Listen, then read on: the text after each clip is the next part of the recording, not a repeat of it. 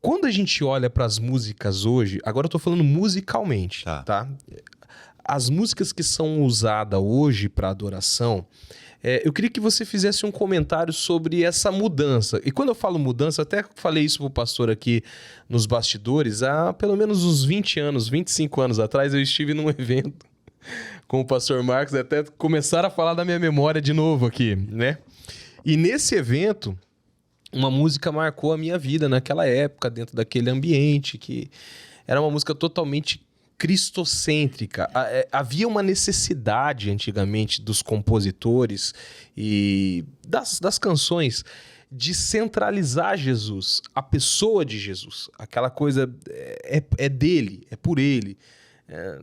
Eu posso dar milhões de exemplos aqui das canções de antigamente para o que a gente tem hoje. Hoje existe uma repetição desenfreada de duas frases, dois acordes que fica por 2 horas ali. É anulado a adoração? Não. Mas como que o pastor enxerga essa transformação? O que se perdeu ao longo do tempo para hoje a gente ter que conviver, às vezes de chegar dentro do culto, enfim, e passar um período de 40 minutos falando uma palavra? O que se perdeu nesse caminho? Falando de música agora. Essa é uma pergunta que vale milhões, né? Porque é difícil a gente responder em poucas palavras, mas eu vou pegar o mesmo conceito que eu estava falando agora há pouco, para não fugir dele, e de fato é o que eu creio. Nossos pais, vamos colocar assim, nossos pais no passado, esse que você citou, de uma boa música, com muita letra, com uma mensagem.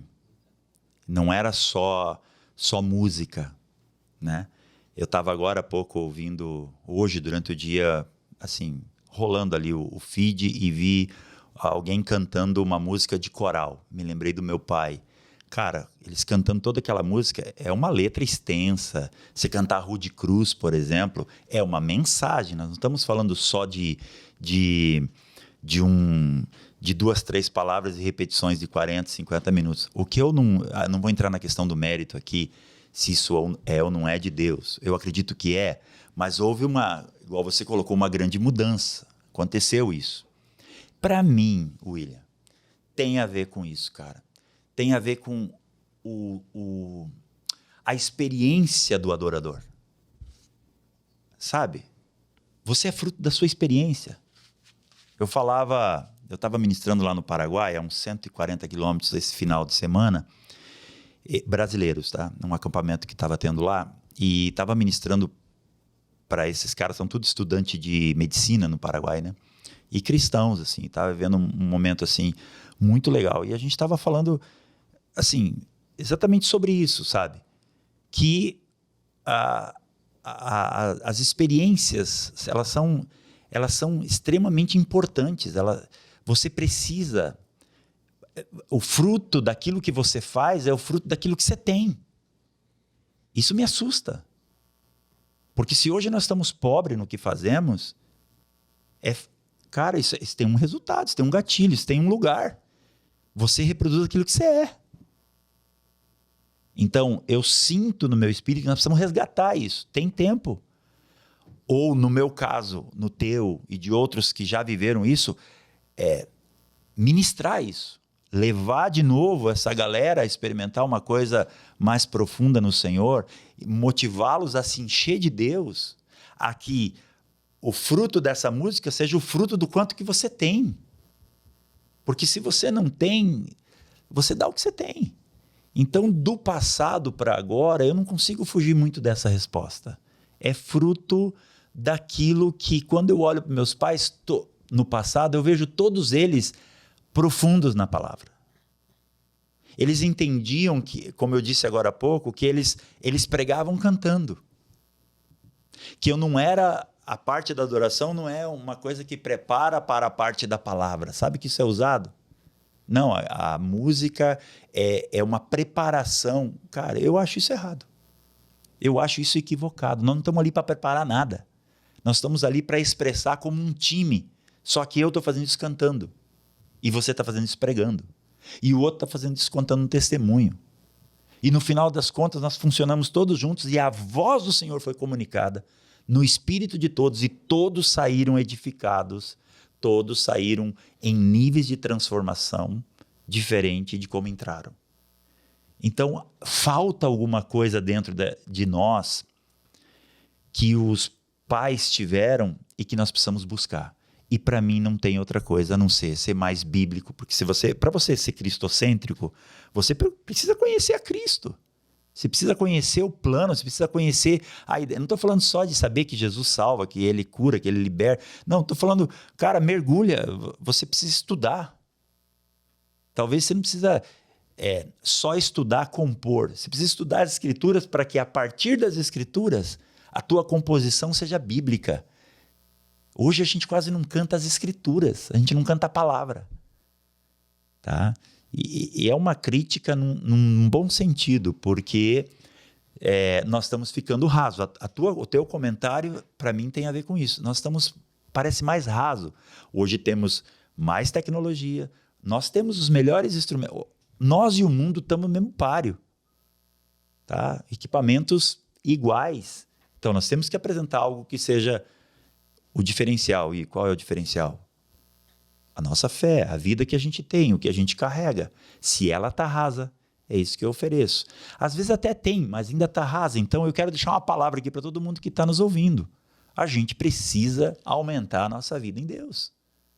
A gente precisa conhecer a Deus. Então, eu vou cantar e vou ter experiência de expressar isso com o meu instrumento, com a minha música, ao ponto que alguém, como aconteceu comigo, conta aqui rapidinho, estava ministrando uma adoração numa igreja uma determinada vez, cara, e essa igreja ficava quase numa esquina, aqui na Avenida Paraná, em Foz do Iguaçu, e aí passa um cara assim, depois eu fiquei sabendo disso, então eu vou contar para vocês, passa um cara na esquina lá pro lado de baixo e estava indo lá para a favela da Marinha. E ele desceu e ele ouviu o som, cara, era impossível de ouvir lá, daquela rua, porque estava longe, a igreja fechadinha e tal. Mas ele ouviu, o Espírito Santo fez ele ouvir, ele voltou, entrou. E aí ele sentou num determinado lugar lá e no final ele veio conversar comigo, porque naquela noite eu ministrei a adoração, depois preguei. E ele veio falar comigo, o Odair, um irmão hoje em Cristo. E ele falou, cara, eu fui atraído por algo que eu não sei explicar. Eu estava aqui na favela do Sossego, que hoje não existe mais, né? Da Guarda Mirim ali. E eu sou bombeiro, tô com AIDS, eu ia me matar, tô saindo daqui para fazer duas coisas. Eu quero matar alguém e depois me matar, que é o jeito que eu quero mostrar que eu tenho que fazer justiça. O cara estava desesperado, eu falei, mas se você tiver alguma palavra, alguma coisa de Deus, como eu senti de entrar aqui, eu quero mudar. Lógico que nós tínhamos. A vida de Deus tinha fluído. A presença de Deus era mais forte do que a música. Nós temos que resgatar isso. Voltar a ter mais apreço pela presença de Deus e sim tocar bem. Não de qualquer jeito. Tocar bem, como a gente está tocando hoje. Fala para mim, a música hoje está maravilhosa. Mas ela está pobre em algumas coisas essenciais. E aí, meu computador querendo falar sozinho aqui. Tá desculpado. Então, o que acontece? Para mim concluir aqui a minha fala nesse sentido. Cara, esse cara mudou de vida, aceitou Jesus, hoje serve ao Senhor, foi curado completamente da AIDS, tá? É um servo do Senhor, de vez em quando encontro por aí ele casou, porque ele tinha perdido a noiva, perdido as coisas, porque como descobriu que tinha AIDS, não queria, as pessoas não queriam nem estar perto dele, e ele foi inserido, e sabe como que foi? Foi por meio da música. Ele ouviu o som passando. É disso que nós estamos falando. Eu gostaria de deixar isso estando aqui no Necessário Podcast. Cara, nós podemos falar de música, nós podemos falar de tocar bem. Quem não gosta? Eu gosto. Aqui estou diante de um baita de um músico, um cara que eu admiro, que canta muito, né? Maravilhoso isso. Isso até nos emociona. Mas, na verdade, eu preciso de algo que me transforma. E nós, como sacerdotes e ministros, carregamos algo que transforma. E não só emociona, não só é legal, que bacana, que boa música. Não, é algo que está cada vez mais me levando a viver o que Deus desenhou para minha vida. Então é isso. Amém. Eu faço uma observação. Enquanto a igreja tratar a adoração como um momento e não como uma extensão, não vai rolar, cara. A adoração, ela não é um momento. Sim. Ela é uma extensão do que a gente vive na nossa casa, no nosso trabalho, no nosso dia a dia. Enquanto não entendermos que a adoração é uma extensão e não um momento, a gente vai ficar afadado. Uma coisa muito importante que o pastor falou, que vale reforçar aqui, é uma coisa que é perceptível e triste, preocupante. O pastor até falou, isso é assustador para mim, para nós. Já disse isso várias vezes aqui também.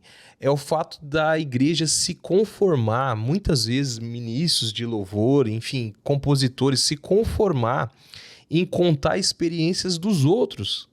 Falar de coisas que ele ouviu, ou que ele leu, ou que ele soube numa conversa. Mas, cara, onde é que tá as nossas experiências? Eu falo disso me arrepiando aqui. Perfeito. Onde é que tá aquela propriedade de falar assim, olha, eu vou te falar por que eu vou cantar isso. Eu vou cantar isso aqui porque eu vivi isso aqui. Porque Deus me tirou desse lugar aqui. Uau. Porque Deus moveu isso aqui, né?